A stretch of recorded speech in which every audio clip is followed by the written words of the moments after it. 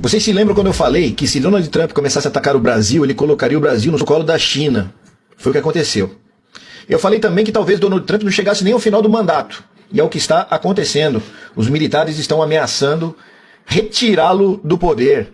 Donald Trump, o onipotente, agora acha que pode atacar os militares do próprio país e está querendo colocar os militares contra a população. Ele quer eleger o inimigo interno. O fascismo precisa de inimigos internos e externos para se perpetuar no poder, para ele poder ser um autocrata, para ele poder ser um ditador. Mas a reação dos militares, ele foi lá dar uma palestra, convocou militares do mundo todo. Ao entrar, ninguém aplaudiu, não foi ovacionado, foi um silêncio total, ele reclamou e ameaçou-os. E agora os militares já começam a dizer que ele tem problemas mentais e que ele não pode estar à frente da presidência, e já estão ameaçando derrubá-lo. Vou mostrar primeiramente uma entrevista da MSNBC, que é a segunda mais popular dos Estados Unidos, e o que o apresentador fala do Donald Trump, nossa, humilhante. Ele pisoteia, ele humilha, ele destrói o fascista. Vale a pena ver. Os Estados Unidos da América estão enfrentando uma emergência nesta noite. E não é a emergência do relógio chegando à meia-noite sem o financiamento legislado pelo governo americano. Já vimos esse relógio chegar à meia-noite antes em noites como esta. A emergência que os Estados Unidos da América enfrentam nesta noite é uma emergência que os próprios Estados Unidos criaram para o mundo. E essa emergência é que o presidente dos Estados Unidos, em sua aparição pública hoje, provou que é mentalmente incapaz e emocionalmente incapaz de cumprir seus deveres constitucionais como presidente dos Estados Unidos. Em outras palavras, não há presidente dos Estados Unidos como conhecíamos. Não há inteligência funcional, nenhum mecanismo de julgamento funcional na mente do atual detentor do título de presidente dos Estados Unidos. E essa pessoa também é a detentora dos códigos nucleares que poderiam destruir o planeta em segundos. Ele é, para o horror dos oficiais comandantes das Forças Armadas Americanas que o ouviram hoje, o comandante em chefe do exército mais poderoso da história do mundo. Grande parte da mídia cometeu o erro de acreditar que todos os generais e almirantes comandantes americanos estavam sendo convocados para Quantico, Virgínia, para ouvir. Para o homem pequeno de pouca experiência que atualmente é o secretário de defesa, essa era obviamente uma razão fraudulenta para exigir que todos os generais e almirantes voassem de todas as partes do mundo, deixando seus postos de comando para ouvir um discurso. Era obviamente sempre apenas uma encenação para que Donald Trump fizesse um discurso inflamado para aquela plateia, que acabou sendo um fluxo de consciência insano, repleto de alucinações, e um fluxo interminável de mentiras patológicas.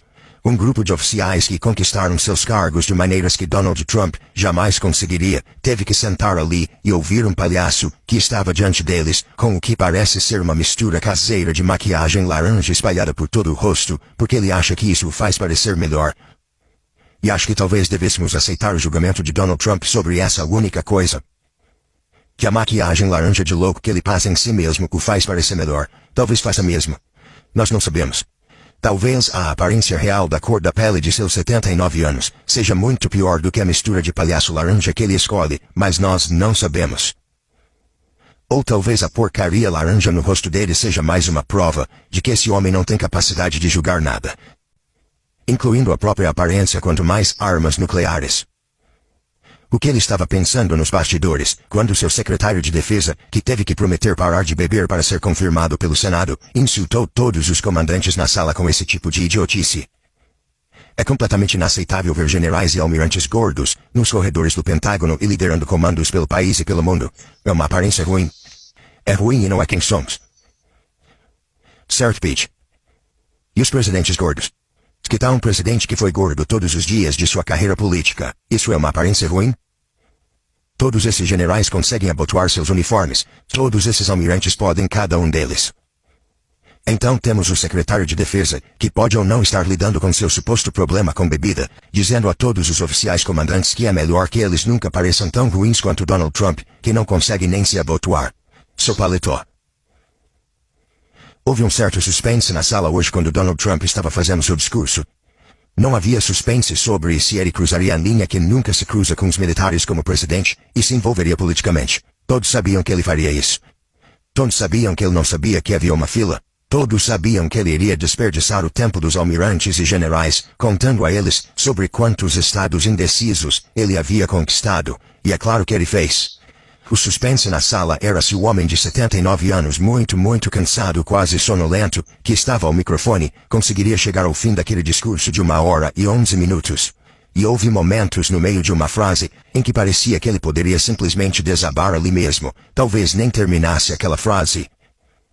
E o que ele parecia estar mostrando aos generais e ao mundo é que talvez ele não tenha força física para aguentar os 3 anos, 3 meses e 20 dias restantes de sua presidência.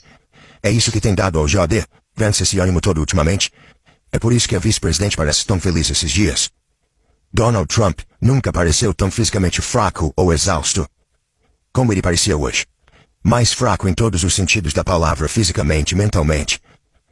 Porque Donald Trump é ineducável, ele ainda não entende porque entrou hoje em uma sala cheia de comandantes militares e foi recebido com silêncio.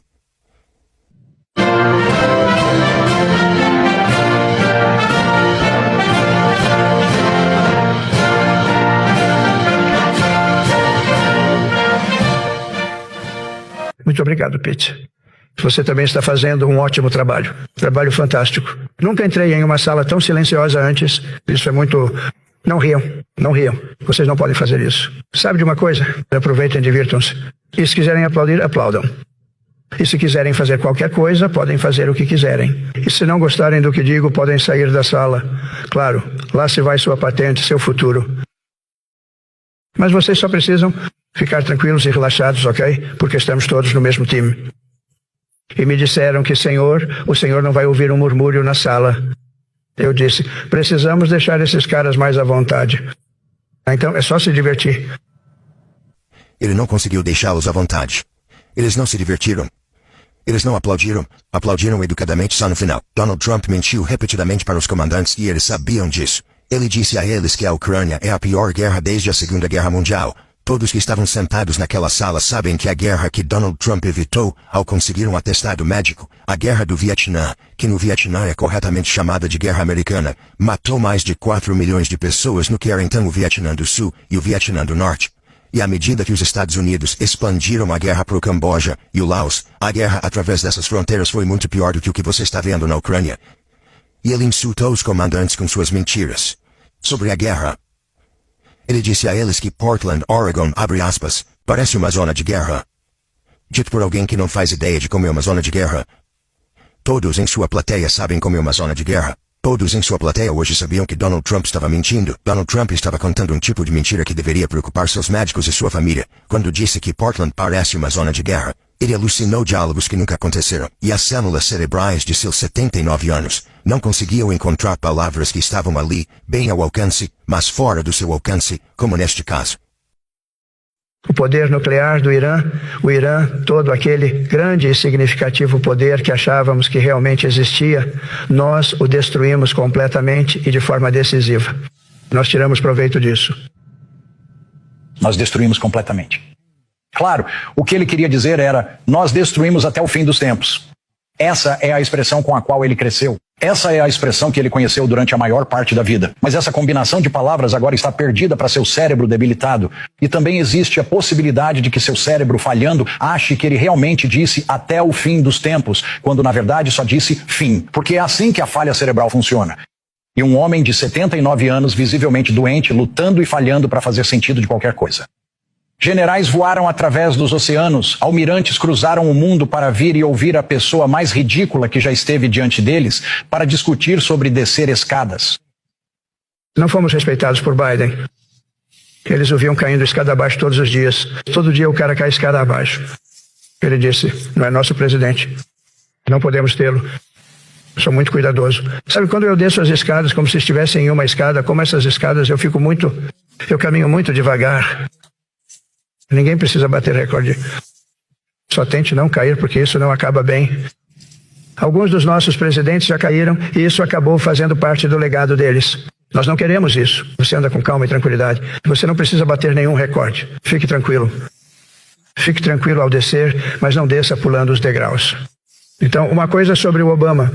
Eu não tinha nenhum respeito por ele como presidente, mas ele descia aquelas escadas pulando. Nunca vi isso. Ele descia as escadas, não se segurava. Eu disse, isso é ótimo.